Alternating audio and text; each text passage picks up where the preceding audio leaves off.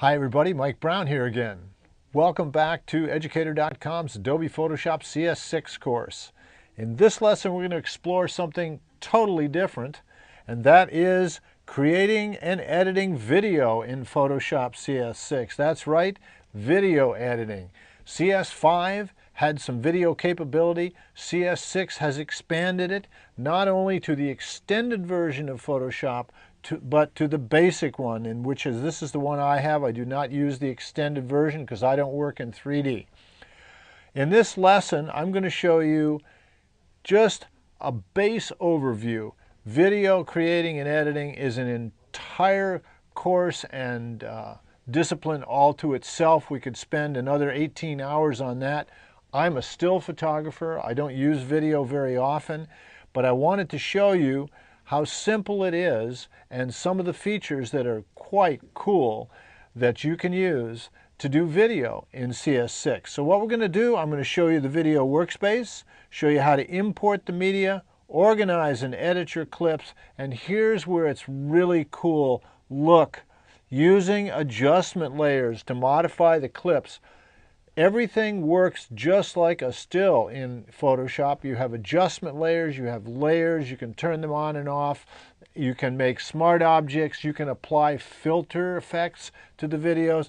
Very cool stuff. That's the real advantage here in Photoshop.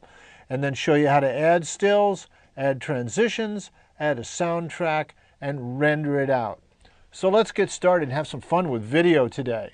Now here is my completed video that I made for you over the weekend. Had some fun doing this one too. Now this is the video workspace, and we're going to go back here. Look down in the timeline that's open. We have one here. If we just go and open a new blank file, you know we can create a video timeline from this blank file. Just a simple big button, you hit it, and there is the video editing workspace. We're going to go back right now to the actual one that I have created. And here's the, if you notice, same workspace, just have a bunch more clips. Now, what you see here, the basic controls are up on the left side here, just your basic video controls. Play, and of course stop after that. You have fast forward, fast reverse, and you can go frame by frame. You can mute audio over the entire, if there's a soundtrack on the video clips, you can mute everything directly from here. This is your trim button. You can split clips by doing this. This is basically how you're going to trim them. These are the available transitions that you have.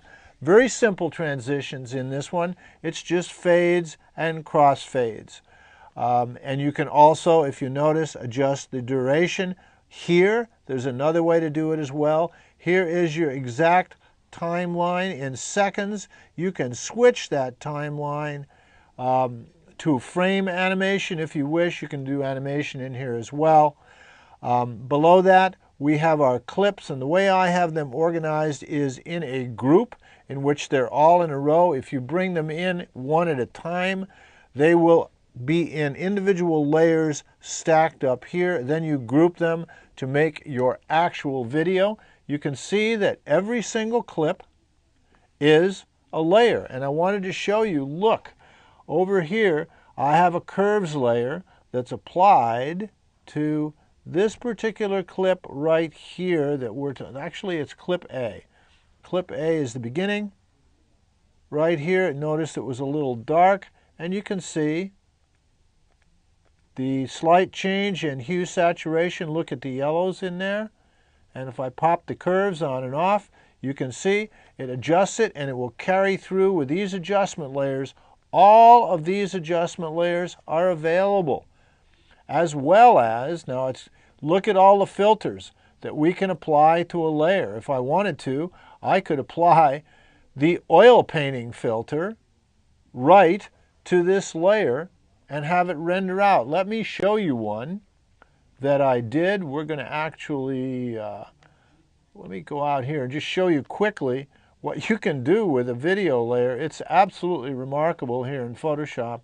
Here's the oil paint filter. I just took this one clip and I've already rendered this out, and there you have that same clip that I have in the video, except we've applied the oil paint filter from Photoshop throughout the entire clip. It's absolutely amazing what can be done with this thing. Let's bring back up our video timeline, and let's go back to the Sonata video. Now, I'm just going to go ahead and we'll make a new video from scratch. Here's all of your clips, and they're put in a group, in a video group, and there they are linearly. There's 1, 2, 3, 4, 5 clips on here. I have a soundtrack. Now, the only drawback that I have found so far in playing with the video capabilities is you do not have a lot of editing control on the soundtrack. Now, if you're just putting music across the background, that's real simple. In the case of this video I made here, I have a soundtrack where I wanted specific points of the music to match up with specific clips. And what I had to do, if you look over here in the right, you see cut points. I cut it and I have track 1. I had to take this section and cut it to the right point so that it would fit, and then duplicate it and duplicate it again so that I would get the exact fit that I did. It's a very unorthodox and kind of bastardized, if you will, way of doing it, but I came out with the results. So that's one of the drawbacks here. Everything else is extremely cool.